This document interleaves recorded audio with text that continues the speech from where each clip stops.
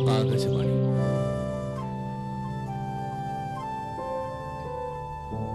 ദേശീയ നാടക പരിപാടി.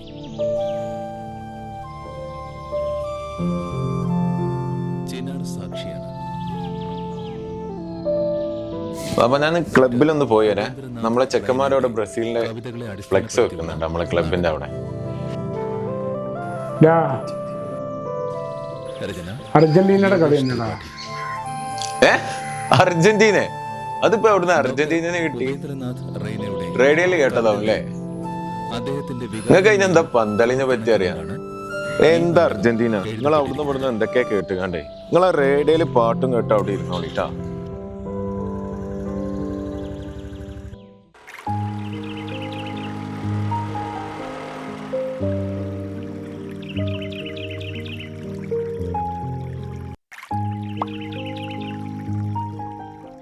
എവിടെ ചങ്ങായി എത്ര നേരമായി എന്നെ കാത്തുക്കൽ തുടങ്ങിയിട്ട്?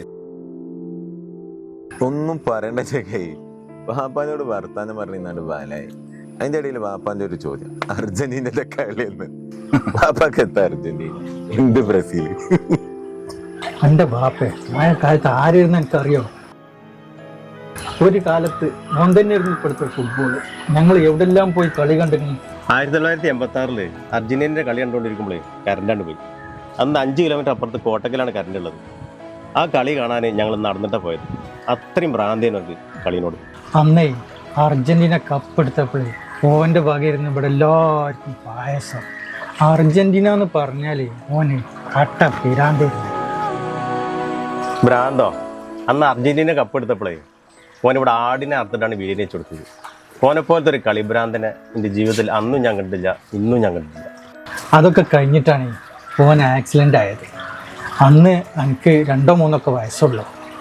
അന്നത്തെ ഓൻ്റെ ആ കളിഭ്രാന്തൊന്നും ഇന്നത്തെ ഒരു കുട്ടിയാക്കില്ല. ആ ഭ്രാന്ത് ഇന്നും ഓൻ്റെ ഉള്ളിലുള്ളതുകൊണ്ടല്ലേ കുട്ടി ആ ചോദ്യം ചോദിച്ചിട്ടുണ്ടാവുക.